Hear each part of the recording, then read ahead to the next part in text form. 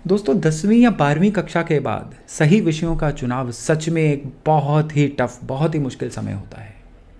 और यहाँ पे किया गया एक गलत फैसला न केवल बच्चे की पढ़ाई को खराब कर सकता है, बल्कि आने वाले समय में बच्चे के करियर में भी कई तरह की मुश्किलें खड़ी कर सकता है।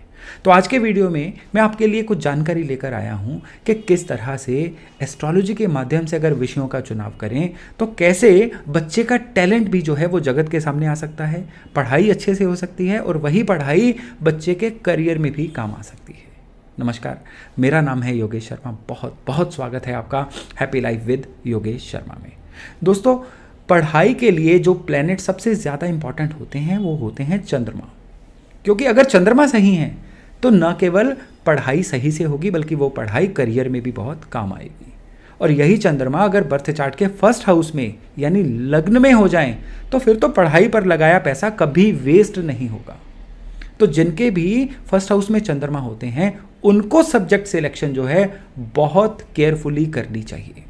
फर्स्ट हाउस के चंद्रमा वाले बच्चे अगर मेडिकल में इंटरेस्ट रखते हैं तो ये उनके लिए बहुत ही अच्छा शगुन है, क्योंकि फर्स्ट हाउस के चंद्रमा वाले अगर मेडिकल फील्ड अडेप्ट कर लें तो वो एक बहुत नामी, बहुत कामयाब डॉक्टर बन सकते हैं। जी हाँ, और ये स्पेशली अगर सर्जन बन जाएं तो फिर तो इनका सानी पूरे एरिया में कोई नहीं होता, ये अपने काम में सुपर स्पेशलिस्ट बन जाते हैं।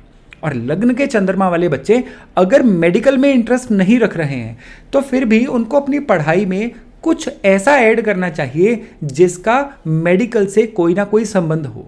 फिर वो चाहे हॉस्पिटल मैनेजमेंट में चले जाएं, फिर वो चाहे कोई सर्जिकल इक्विपमेंट बनाने वाले काम की तरफ चले जाएं, यानी उनकी पढ़ाई में कुछ ऐसा होना चाहिए कि आने वाले समय में उनका सीधा सीधा संबंध जो है मेडिकल फील्ड की तरफ बने। तो लग्न के चंद्रमा वाले जो हैं उनको सब्जेक्ट सिलेक्शन बहुत केयरफुली करनी चाहिए। यही चंद्रमा 12 घरों में अलग अलग फल देते हैं। अगर उसको डिस्कस करने बैठेंगे तो वीडियो बहुत लंबा हो जाएगा। मैं आपको कुछ चंद्रमा के मोटे मोटे पॉइंट बताता हूं। लग्न का चंद्रमा और 10वें घर का चंद्रमा इंसान को सीधे सीधे मेडिकल फील्ड से जरूर जोड़ता है।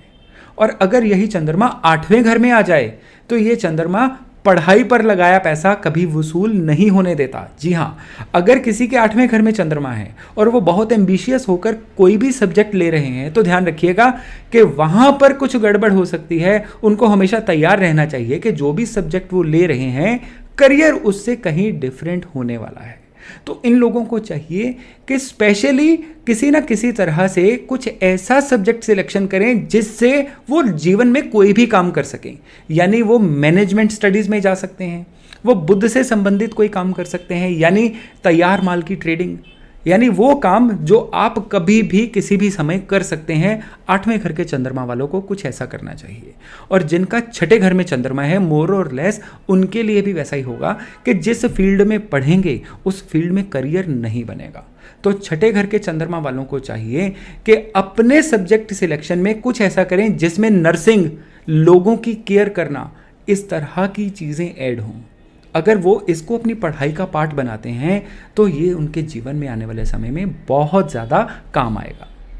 चंद्रमा के बाद हम बात करते हैं राहु की। जी हाँ, अगर राहु फर्स्ट हाउस में हो और आप अगर मेडिकल लेने का सोच रहे हैं तो कृपया मत करिए। या लग्न के राहु वाले अगर कोई भी ऐसा सब्जेक्ट लेना चाहते हैं जिसमें लंबे समय तक बैठकर पढ़ाई करनी हो तो ये उनके लिए एक सही चुनाव नहीं होगा, क्योंकि लग्न के राहु वाले जो लोग होते हैं ये छोटे छोटे पैकेट्स में पढ़ते हैं। ये ज़्यादा लंबे समय तक फोकस नहीं रख पाते, ये वो कोई काम नहीं कर पाते जिसमें बहुत ज़्यादा देर तक बैठकर कोई काम करना हो। तो इनको चाहिए कोई क्रिएटिव काम करें। ये एड मेकिंग का कुछ ना कुछ कोर्स ज्वाइन कर सकते हैं, ये कोई फिल्म मेकिंग में जा सकते हैं, यानी कोई ऐसा फील्ड जिसमें क्रिएटिविटी हो, ये वो काम कर सकते हैं। ये इनके लिए सुपर हिट रहेगा। लग्न के राहु वाले अगर इंजीनियरिंग में भी जाना चाहें तो इंजीनियरिंग के भी उसी फील्ड में जाएं जिसमें कोई क्रिएटिविटी हो, सॉफ्टवेयर जनरेशन हो या कुछ ना कुछ ऐसा हो जिसमें कुछ नया इजाद करने का उनके लिए स्कोप हो। तो ये लग्न का राहु उनको जीवन में बहुत आगे लेकर जाएगा।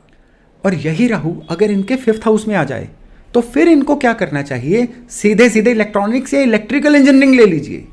चाहे ये आज की डेट में बच्चों के लिए बहुत पसंदीदा विषय नहीं है, लेकिन बिलीव करिए 5वें घर के राहु वालों के लिए ये विषय का चुनाव जो है इनको जीवन में बाकियों से कहीं आगे लेकर जाएगा। अब इसके बाद हम बात करते हैं शनि की। जी हाँ, शनि बहुत ही इंपॉर्टेंट पार्ट प्ले करते हैं सब्जेक्ट सिलेक्शन में। अब शनि का क्या है कि शनि के काम किस तरह के होते हैं। अगर सिविल इंजीनियरिंग है वो शनि का काम है, मैकेनिकल इंजीनियरिंग है वो शनि का काम है, इवन किसी एक्सटेंट तक मेडिसिन मेकिंग का काम भी शनि की कैटेगरी में आता है। तो शनि किस तरह से आपको विषयों की सिलेक्शन में मदद कर सकते हैं। अगर शनि किसी बच्चे के फर्स्ट हाउस में है तो यहाँ पे शनि के सब्जेक्ट जो हैं वो नहीं लेंगे, तो यहाँ पे हम लेंगे बुध के सब्जेक्ट्स। यानी इस बच्चे को हम कॉमर्स स्ट्रीम में डाल सकते हैं, चार्टेड अकाउंटेंट, कंपनी सेक्रेटरी, इस तरह के स्ट्रीम चूज़ करवा के दे सकते हैं और उसमें उस बच्चे को बहुत कामयाबी मिलेगी। लेकिन यही शनि अगर चौथे घर में आ जाएं तो फिर शनि के काम ही सूट करेंगे। जी हाँ, तब इस बच्चे को civil engineering, mechanical engineering, automobile engineering, इन सब्जेक्ट्स को चूज़ करने से करियर में बहुत तेज़ी से सफलता का मार्ग मिल सकता है। और यही शनि अगर 11th हाउस में आ जाए तो उस केस में इलेक्ट्रॉनिक इंजीनियरिंग, एरोनॉटिक इंजीनियरिंग और कई मायनों में मेडिकोज के फील्ड में, यानी डॉक्टरी से संबंधित फील्ड्स में, डॉक्टरी में यहाँ सीधे हम डॉक्टर नहीं कहेंगे, डॉक्टरी से जुड़े हुए जो प्रोफेशन होते हैं, मसलन वो फिजियोथेरेपी हो सकता है, वो नर्सिंग हो सकता है, इस तरह के सब्जेक्टों के चयन में बच्चे को बहुत ज़्यादा कामयाबी मिल सकती है। और अगर हम बात करें बुध की, बुध तो अपने आप में है ही कॉमर्स के प्लैनेट, लेकिन किन किन घरों में बुध जो हैं कॉमर्स सब्जेक्ट को लेने में सहायता करेंगे।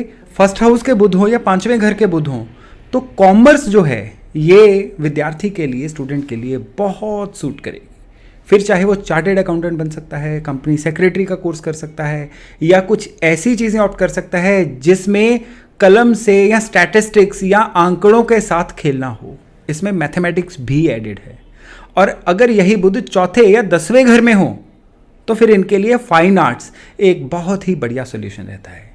ये लोग म्यूज़िक को ऑप्ट करें, फाइन आर्ट्स को ऑप्ट करें, या इस तरह की कोई भी एक जो को करिकुलर एक्टिविटी होती है उसको ऑप्ट करें, तो ये अपना छिपा हुआ पोटेंशियल दुनिया के सामने ला सकते हैं और आने वाले समय में करियर में भी बहुत कामयाब हो सकते हैं। और अगर सूर्य या बृहस्पति की बात करें, ये तो ग्रह है ही इंसान को अथॉरिटी देने वाले। सूर्य फर्स्ट हाउस में हो या बृहस्पति फर्स्ट हाउस में हो तो वो इंसान चाहे कोई भी स्ट्रीम रखे, बस आने वाले समय में किसी अच्छी नौकरी या सरकारी नौकरी के लिए ट्राई करे, उसके चांसेस बाकियों से कई गुना ज़्यादा अच्छे होते हैं कंपटीशन के थ्रू किसी भी अच्छी नौकरी को लेने के लिए, स्पेशली सरकारी नौकरी को लेने के लिए। तो दोस्तों, ग्रहों के हिसाब से और सैकड़ों कॉम्बिनेशन हैं जो ये बताते हैं कि आपको कौन से सब्जेक्ट का चुनाव करना चाहिए ताकि आने वाले समय में आप जीवन में कामयाब हो सकें। लेकिन उसमें कई बार क्या होता है कि प्लैनेट्स का आपस में कॉम्बिनेशन भी बहुत ज़्यादा मैटर करता है, तो उसके लिए बर्थ चार्ट को ध्यान से देखना ज़रूरी होता है। लेकिन मोटे मोटे तौर पर जो प्लैनेट्स बताते हैं वो आज के वीडियो में मैंने आपसे शेयर किया। तो बहुत जल्द मिलते हैं किसी एक नई जानकारी के साथ, तब तक अपना खूब ध्यान रखिएगा। नमस्कार।